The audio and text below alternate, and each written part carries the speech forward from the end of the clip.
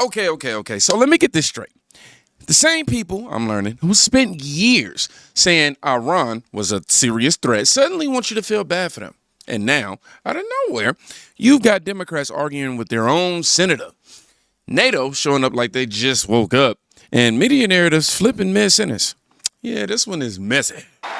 And now that the Hormuz Strait situation is almost over, I received a call from NATO asking if we would like some help. Thank you very much, NATO. And I told them I would have liked your help 2 months ago, but now I really don't want your help anymore. Because they were absolutely useless when we needed them. But actually, we never needed them. They needed us. They need us. They need us so badly.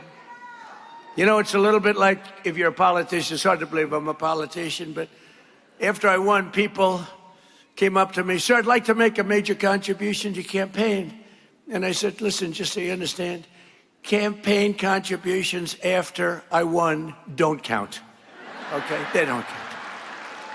And NATO after we won, that doesn't count either. It's the same thing." But you have to remember that because we spend hundreds of billions of dollars a year. We spend money. We spend, I would say, in many cases, close to $1 trillion over a couple of years, $1 trillion to help them. And we're always helping them. And So this right here sets the tone. Yeah, because what he's really saying is, without dressing it up, is this. When it mattered, nobody moved. Now that it's handled, everybody out here like, let me get a little bit of that credit. Something we covered yesterday. And that's been a pattern with these alliances for a long time, I'm learning. Hold on. Ooh, I could never just sneeze once. Yeah. Woo. Ooh. Excuse me. Let me go ahead and get me some disinfectant. But that, like I said, there's been a pattern with these alliances that I'm learning for a long time. There's been a lot of talk and a lot of we stand together, but when pressure hits, suddenly it gets quiet. Then the dust settles and gets in my nose and make me sneeze. No, but here comes the press conferences, right? But while all that's happening overseas, something even crazy is happening inside of the U.S. The whole strait being closed thing was just a bluff. We sailed 2 destroyers straight up the gap, under zero enemy fire. NATO navies could have joined in. They didn't. And remember all the talk about Iranians collecting tolls? More bluffing. Apparently, they weren't able to collect a single toll. They couldn't pull off the processing because they have no banking, internet, or comms. It was just a couple of Iranian sailors sitting on a dock with their hands out. The Iranians strapped for cash, not just to pay for their salaries, but it's going to cost them $250 billion to rebuild.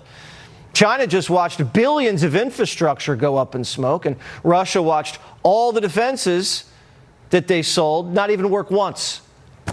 We told you how last night, how the United States is seizing control of the world's trade choke points. That's the strategy. Panama, Hormuz, Malacca. We just did a defense deal with Indonesia there. We have all the Chinese trade routes surrounded by allies. So the blockade we did with Iran, we could do it with China if it came to that. And get this, we just did a deal with the Philippines that's never been done in the history of the world. It's an AI manufacturing zone, over 4,000 acres. It's basically a big American colony inside a former American colony. And it's designed to China-proof our supply chain. Manila gave it to us for 99 years. And they even threw in diplomatic immunity, so no parking tickets.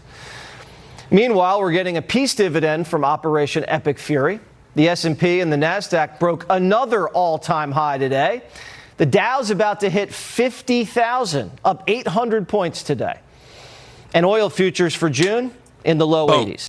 So this is where the narrative really starts falling apart. For months, years even, you've been told Iran Iran is unstoppable, and it's been an unstoppable force controlling, choke points, dictating global movement, holding the world hostage, essentially. And then when it actually gets tested, no toes, no shutdown, no real resistance. So now the question becomes, were we watching reality or were we watching the storyline? Because there's a difference between capability and reputation. And a lot of people built their entire argument on the reputation.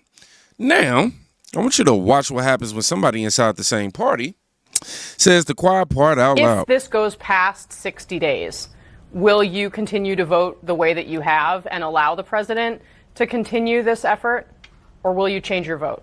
Well, the people just don't realize how the way it works. And, they continue to have this vote. I mean, Iran has celebrated this. A lot of people in my party and a lot of people in the media has turned Iran into the underdog. They're like Rudy and putting them up on their shoulders and cheering for Iran at this point. It's absurd.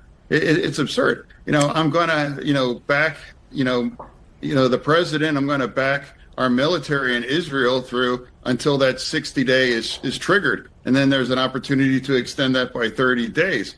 No matter how many times you're going to vote, no, no, no. Why? Because that just has empowered and emboldened Iran to continue for these things. So I think it seems like it's going to wind down, and people seem to be almost gleeful, like people like Tom Friedman saying, well, if Iran, that's a big win for Trump or Netanyahu if now Iran, surrenders, so, and that's easy for me, yes, and so that's what's important to support.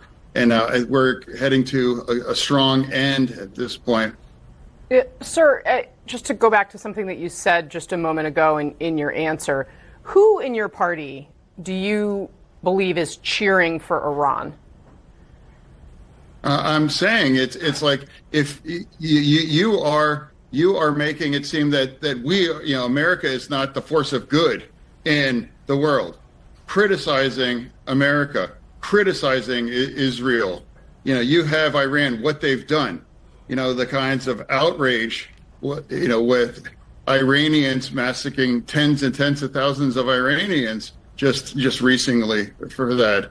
Now, if you're going to continue to vote against our military, if you're proud to vote against defensive kinds of systems like Iron Dome for Israel, and you can continue to vote down something that is going to fail, that actually must absolutely excite Iran to see, the way that many people, in the Democratic Party, doesn't back the attempts to try to break and destroy the Iranian regime to acquire a nuclear bomb. Yeah.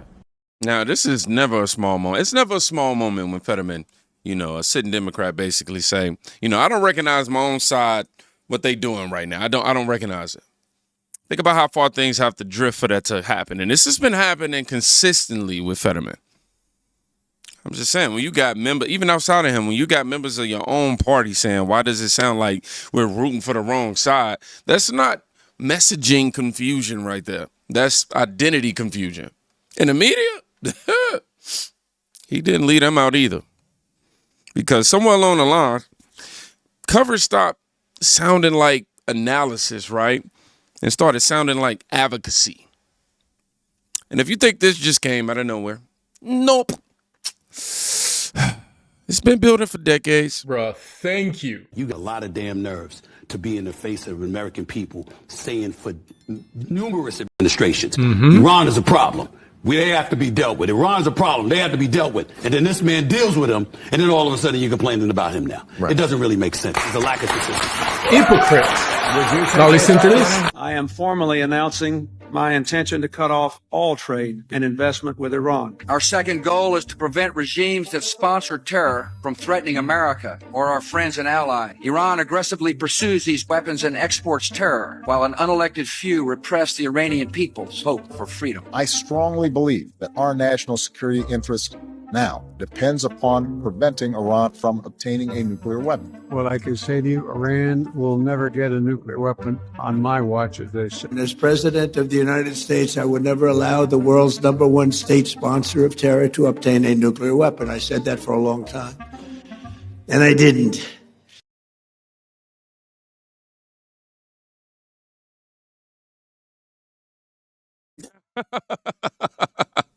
That clip right there is the clip that these Democrats, they ain't gonna like to see. They ain't gonna sit with that. Every administration in Iran is a problem, quote unquote. Clinton said it, Bush said it, Obama said it, Biden said it. Same warning over and over for years. But notice the pattern. Acknowledge the issue, delay the action, repeat the cycle. So when something finally breaks that loop, people don't know how to react. Democrats, at least. Because now it's not theory anymore. It's, how do I say, it's execution. And right on cue, here comes Europe trying to jump in the picture. Well, we just had a very productive meeting, bringing together 49 countries around a very simple message and proposition that the world needs the Strait of Hormuz fully open, because that is how we keep prices down for our people and stop the global economic damage. So we've all agreed, there was real unity in the meeting that we've just had. We want to see a return to talks and a lasting agreement, including the reopening of the strait. We welcome the announcement that was made during our meeting, but we need to make sure that that is both lasting and a workable proposal. And if anything, it reinforces the need for the work that we've been doing this afternoon, because we're very clear that the mission that we're putting together is a defensive mission and that comes after a ceasefire. So that's why we brought the international group together to indicate how we will play our part. You can't script timing like that. The announcement drops after things are already moving. And suddenly it's, we're leading a mission. Mission of what? Leading what? That's like showing up after the game ends, talking about strategy.